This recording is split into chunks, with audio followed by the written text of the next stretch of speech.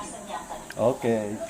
Hindi din nagtagal ay nakarating kami sa isang plato na may siwang ng konti ang saradong bintana. Maliwanag doong nakikita ang buong loob, pero walang kahit ano. Hindi na ako nagsalita. Naglakad na lang ako ng diretsyo, papunta kung nasaan si Lola Pilar. Naabutan namin sila nagkukwentuhan ni Ma'am Nestor. Nang lumalim na ang gabi, napagpasyahan namin umuwi. Hindi pa rin kami nag-uusap ni Belinda. Lumipas ang mga araw na ganun pa din kami. Wala pang eksaktong araw ang kasal namin ni Lila. Sinabi ng tatay niya na hihingi pa siya ng payo sa iba nilang kamag-anak tungkol sa magandang araw ng kasal. Ganun siguro talaga kapag may sinusunod na pamahiin. Habang ako ay naghahanda ng mga gagamitin sa panggagamot, dumating si Belinda. Napayuko ako at nagkunwaring abala.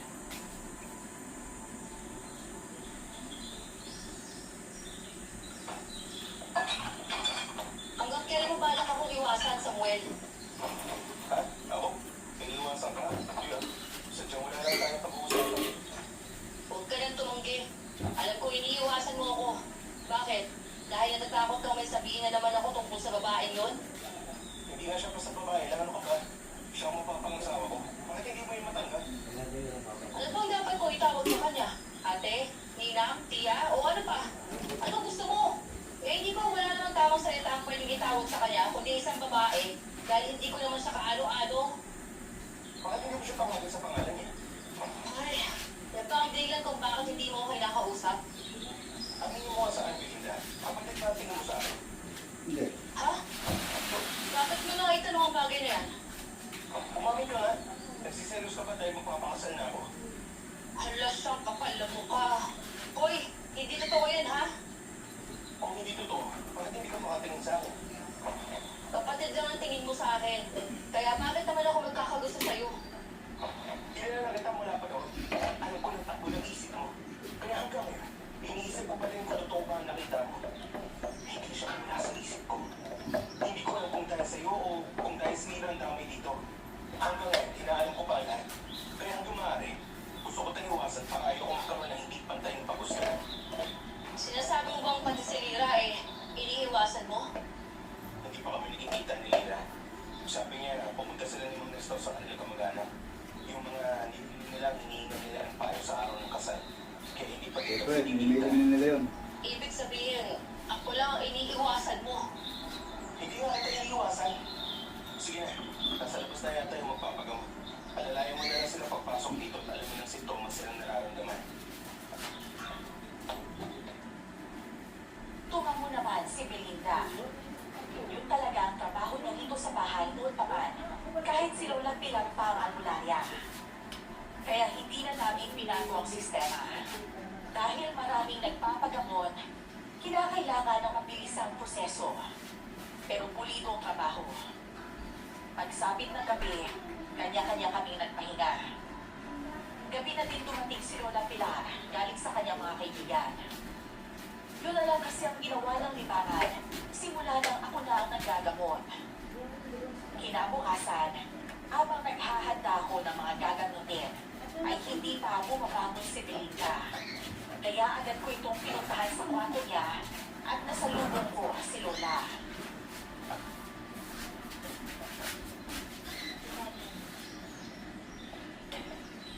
Gigisingin mo ba si Belinda?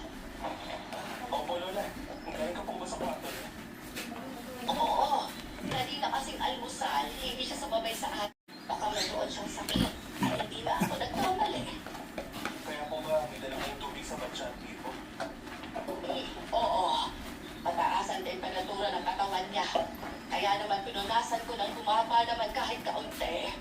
Halika, tulungan mo ako magluto ng lugaw. Lugaw! Pero magsisimula na po ang panggagamot ko. Hindi ka naman pwedeng manggamot nang wala kang alalay. Kaya naman tulungan mo lang ako. Pagkatapos ako, magiging katulong mo. Oo, pero Lola, Huwag ka na magperang-perang pa dyan. Kailangan makakain si Belinda at makainom ng mabisang gamot sa trangkaso. Hindi siya pwede malipasan ng gutom, lalo na ngayon.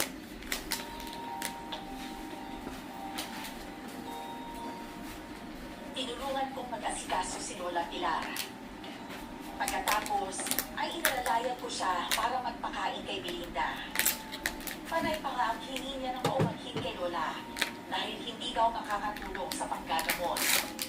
Wala namang problema yun sa amin dahil natural lang sa isang tao ang magkasakit. Lumipas sa ilang araw, pero hindi pa din siya gumagaling.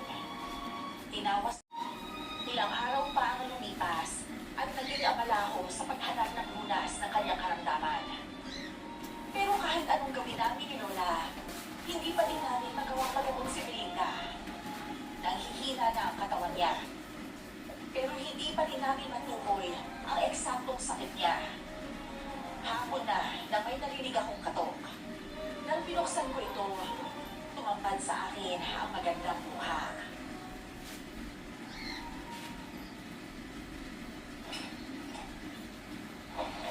Teka, anong ginagawa mo dito? Bakit ka nandito? Ay, talaga bang tatanungin mo pa ako ng ganyan?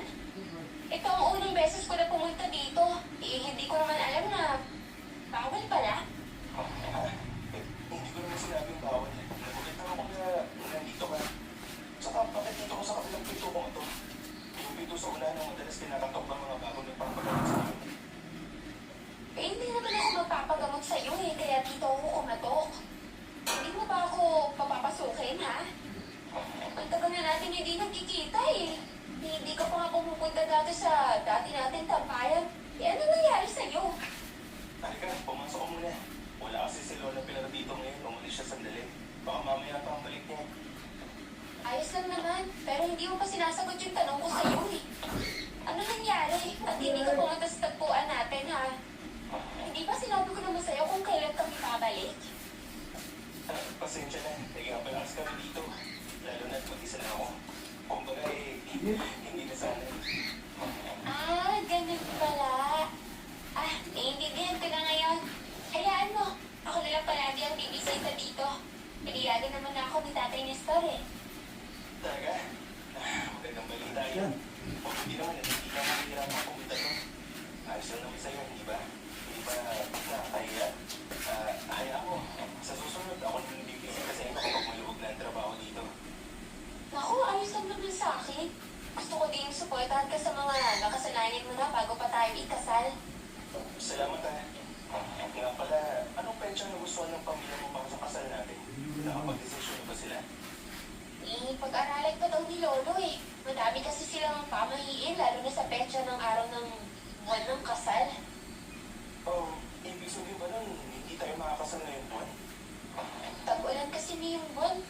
Hanggang sa susunod na 3 buwan eh. Bakit? Bawal bang magpakasal kapag tagulan? Eh, hindi naman talaga bawal. Talagang may pamahiin na sila Lola hanggang sa ngayon sinusunod pa rin namin.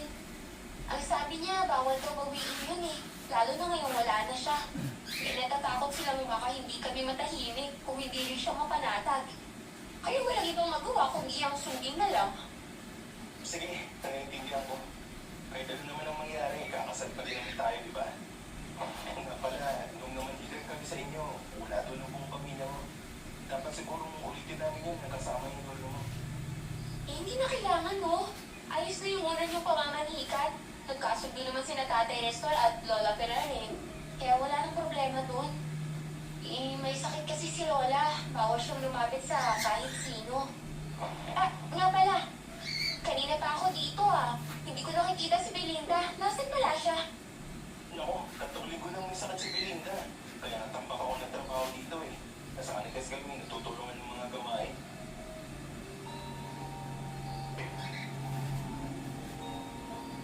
Mahaba ang naging kwentuhan namin ni Lira. Natapos lang ito nang may dumating na nagpapagamot. Magdidilim na din ang dumating si Lola. Galing daw siya sa kaibigan niya, kapwa niya albularyo. Nanghingi siya ng tulong tungkol sa sakit ni Belinda. Pero maging sila ay walang magawa tungkol dito. Kinagabihan, habang ako ay natutulog sa sarili kong silid, may narinig akong hindi pangkaraniwang tunog ng isang nilalang. Hindi ako nagdalawang isip na lumabas para tignan. Nakita ko si Belinda habang nahihirapang huminga. dahil sa buhok na nakapaikot sa buo ng katawan. Aswa ang nilalang na may mahabang buhok at ginagamit para magbiktima. Nakatalikod sa akin ang aswang, kaya mabilis akong lumapit sa kanya at sinima siya. Hindi niya basta magtitawag si Belinda, kaya inulit ko pa ito ng madaming beses. Hindi naman magawang tumingin sa akin ng halimaw. Siguro ay natatakot siya sa kayang gawin ng isang albularyong katulad ko.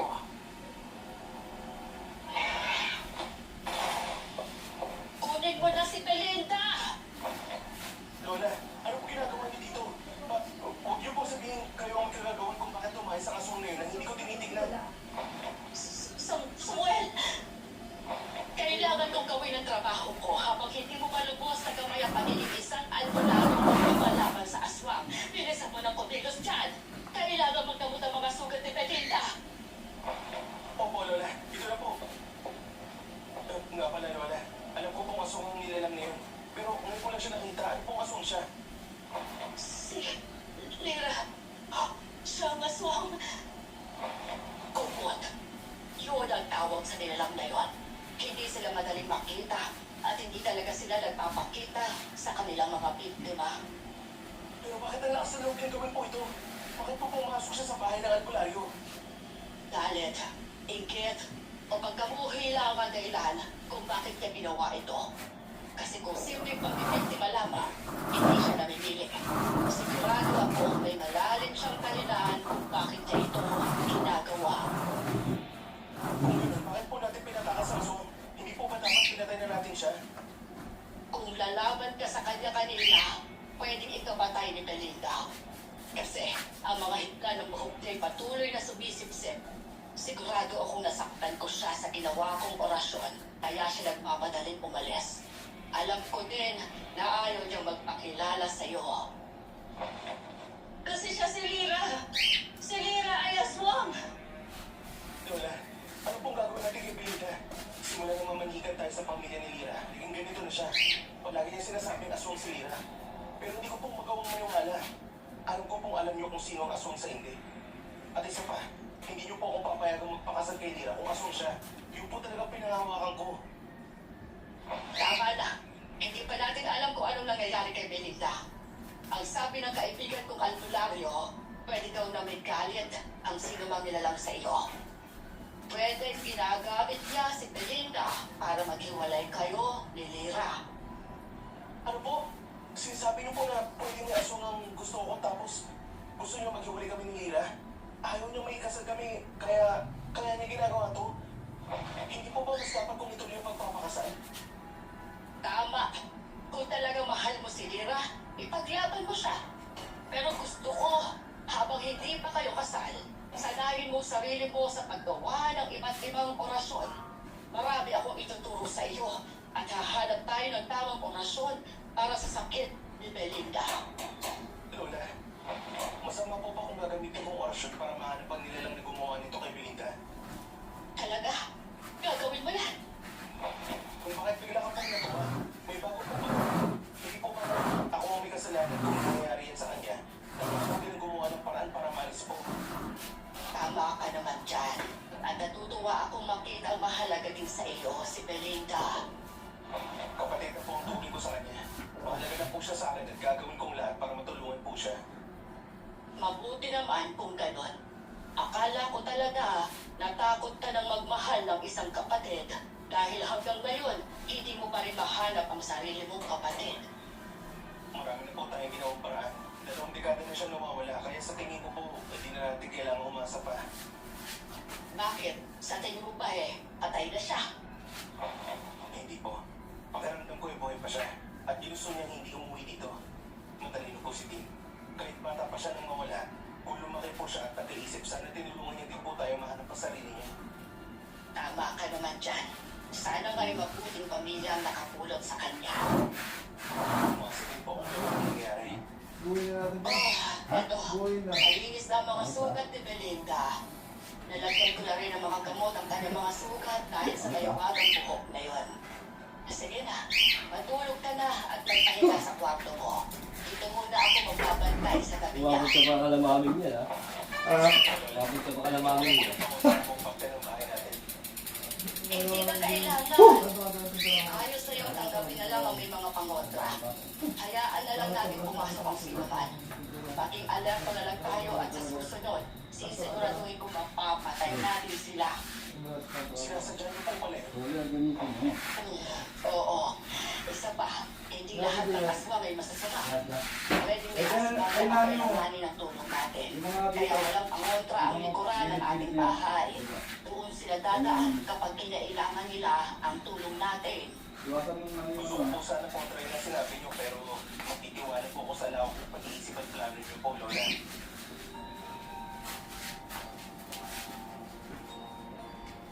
Umalis ako nang maingiti sa kwarto ni Belinda. Nakatulog naman siya na mahimbing. Habang ginagamot ni Lola kanina, hindi ako natulog. Nagpunta ako sa kwarto kung saan kami naggagamot ni Lola. Tanggapan ito kung tawagin. Gusto kong malaman kung ano pa talaga ang ibig sabihin ni Belinda o kung totoo ang kinuha ng albularyong hinihiganap niya ni Lola Pilar. Dahil hirap akong silipin gamit ang orasyon, napagpasahan ko magpansag sa bahay ni Lira. Ano ang dami? Alam kong imposible, Wala. hindi nila ako mapansin. Ako na ako. Lalo na kung Sabi ko nga, kaya bukuhan lang damo. Sabi niya, di ko alam. Oh, Samuel, bagong gising ka lang ba o hindi ka pala tutulog? Bakit ang aga sa tanggapan? May nagpagamot ba iho? Hindi ko ba lang narinig na may Sabi tumawag? tayo nga yung pagpunta ko doon kasi binayaran niya ako. Opo, Lola. Oo. Branded bigay sa akin, sabi ko, 100 na, baka wala pa pera. 50 mo pa naman. Pakiramdam ko 100 lang. sa kapatid ko. May isang orasyon po na may lumabas ng binatang lalaki. Totoo ba yan? Kamukha mo ba siya? O baka naman kasi taas mo din siya? Hindi ko po magawang makita ang mukha niya. Nakita ko lang po nakatalikod siya sa akin. Para po bang handa siyang talikuran ako ng tuluyan. Huwag mo lang kapalag, patutuloy mo natin sa Ang kapatid lalaki natin. yun eh, gusto kay Tila, gusto kami maghiwalay. Oo, Yung dalawang coach, siya ang ano? kapatid ko.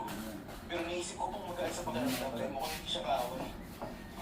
Mabuti naman kung gano'n. Hindi ko lang naiisip na ganito ka kaaga magiging ganyan mag-isip.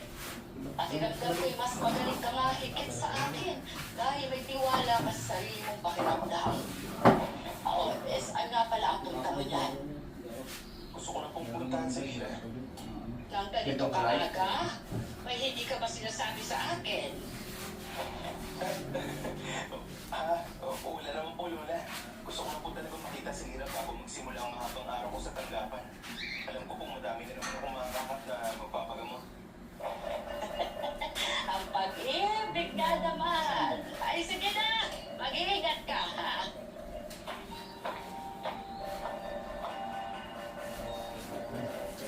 tumango ako at nagpasalamat kay Lola Pilar. Sa bukiran ako dumaan dahil yun ang pinakamalapit na daan papunta sa barangay ni Nalina. Ano ba sa likod? Isa pa, sa likuran Ang layo mo lang. lang malaking Kaya naman, alam mo, hindi Pagdating ko pa doon, wala pang tao. Balik pa sila. Hindi din nagtagal ay natanaw Wala mo ko kung ang sila pagiging pusa. mahala nila. Mabuti Dati na mo lang yung swimming tayo at ang doon. bukiran na kung gusto mo ay pataas. Oo, ito kung tawagin Wala nila. pa. Puso. Kaya walang masyadong bahayan. Kaya na. Habang pinagmamasdan ko sila, wala namang kakaiba, lalo na sa mga taong nandun. Gumagawa ng gawaing bahay, nagwawalis. May nagpupunas ng pader, para mga normal na tao lang silang gumalaw. Walang kakaiba sa kanila, lalo na at walang senyales ng pagiging aswang. Hindi ko alam kung anong kano niya sa birthday Habang niya. kampante ako nagmamansan, may kamay na pumatong sa balikat ko. Wala. Wala. Miss you daw ka. Miss you daw ka, yung nasabi niya. Sino ka?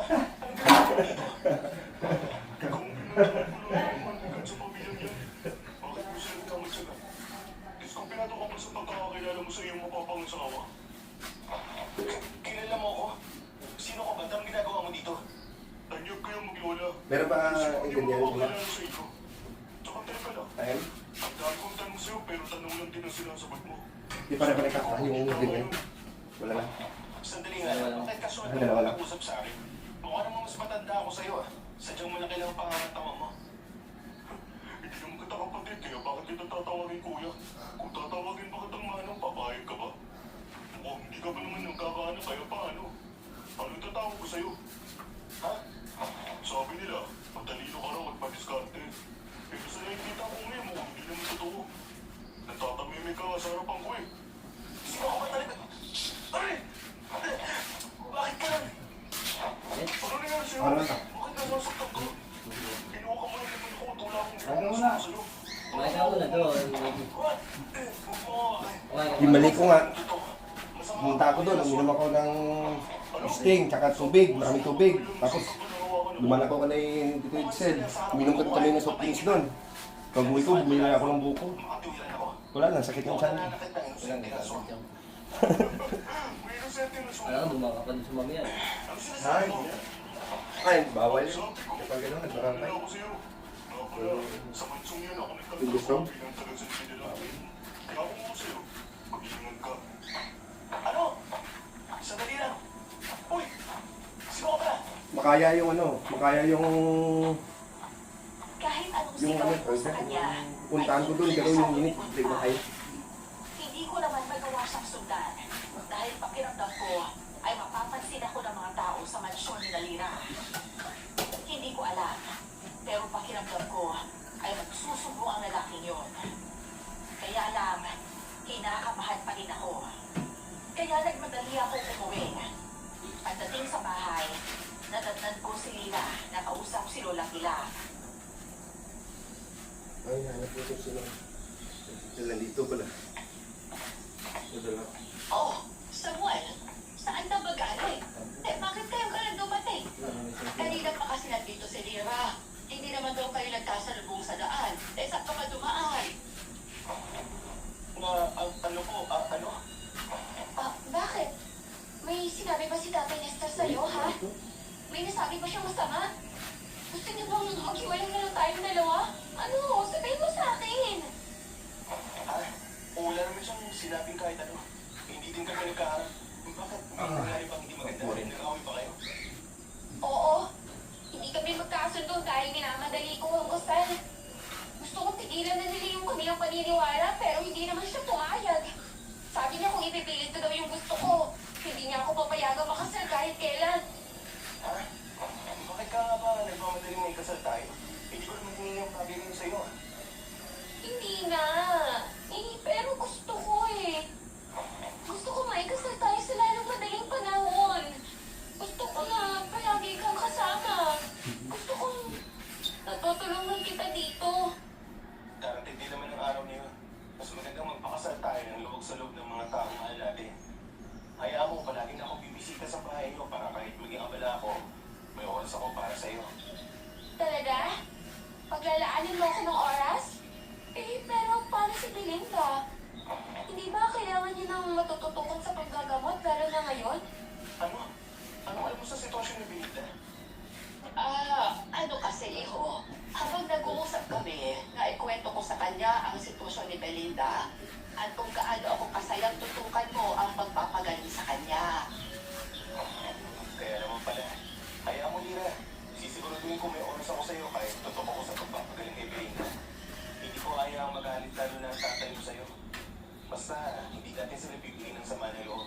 Mas masaya kung tanggap nila yung kakasal tayo. Kaya kami naman nitid sa pamilya mo, di ba? Kung kailangan, diligawan ko din ang tatay ng store mo. Talaga? Gagawin mo ba talaga yung bagay na yan, ha?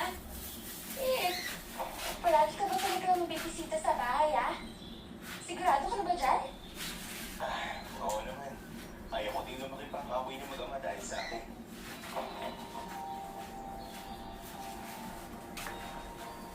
Kita ko ang tuwa sa mata ni Lola Pilar at Lina habang nasa harapan ko. Hindi din nagtagal si Lina. Umuwi din siya bago magtanghalian. Ako naman ay naging abala sa pagkamot mo maghapon. Meron din si Lola na nakatutok sa pagpapagaling ni Belinda. Halos hindi din niya magawang kumain. Kaya sobra talaga ako nag-aalala. Sa mga sumunod na araw, palagi akong maagang gumising para bumisita kina Lila.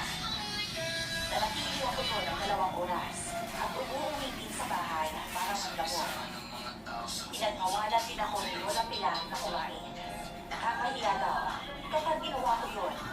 Lalo na ang hindi din kumakain si Lila kasama kami. Sumunod na lang ako dahil makaisa din yun sa pamahiin ni Lola. Habang nagpapahangin ako, umalis si Lila sa dali na may umawak sa kamay ko.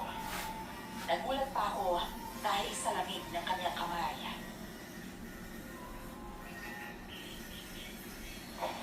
Iho, nabalitaan kong nangyari sa anak ko. Pwede mong gawin mo ang lahat para gumaling siya. Sige na, para maiwa mo na. Oh, ang kung ibig sabihin, sino pong anak niyo? Si Lira po ba? Pero wala naman pong sakit si Lira. At sino po ba kayo? Ako, si Sally. Nanay Sally ang tawag sa akin ng mga kasamahan ko dito. Ang anak ko ay ang babaeng nasa bahay ninyo. Ano po? Anak niyo? Si Belinda po ba ang anak niyo? Oo, sige na, Iho. Mangako ka sa akin. Tatalunin ko silang lahat at ililigtas mo ang anak ko. Sandali na po. Medyo hindi ko po maintindihan na lahat. Kung nandito lang naman po pala kayo at alam niyo ang anak niyo si Belinda, bakit hindi niyo po nagawang bisitahin man lang siya? Kailangan po ng magulang. Sigurado po kung matagal na niya kayong gusto makita. Delikado pa ang sitwasyon namin ngayon. Hindi kami nagpapakita para sa kaligtasan niya. Kaya naman pakiusap. Iligtas mo siya sa kakaibang karamdaman na nararamdaman niya. Sila, sigurado akong sila ang may kagagawa ng lahat ng nangyayari sa kanya. Sino po sila na tinutukoy niyo? Bakit kaya nagmamadali na magsalita? Kumalma po muna kayo. Tapos pag-usapan po natin ito ng malinaw. Kung kailangan niyo po ng tulong ko, mas maganda po di ba na dapat alam ko ang buong pangyayari? Basta, yun lang ang hiling ko sa'yo. Magaling kayong maglola, kaya alam kong magpapagaling ninyo siya. Magtitiwala ako, lalo na sa'yo. The Bluetooth device is ready to pair. Nagmamadali nang umalis ang babaeng lumapit sa akin. Medyo kinakabahan ako sa mga binitawan niya. Tignan yung ano. Kaya naman, Yung picture gusto mo ko ito. sana siyang habulin. Yun nga lang, dumating si Ira at tinawag ako. Kaya naman nawala sa atensyon ko kung saan nagpunta ang ginang na yon. Hindi din nagtagal ay umuwi ako. Sinubukan kong gumamit ng orasyon para makilala ang babae yon, gamit ang amoy na naiwan niya sa kamay at braso ko. Pero wala akong nakuha. Hindi ko nalaman na isa siyang aswang.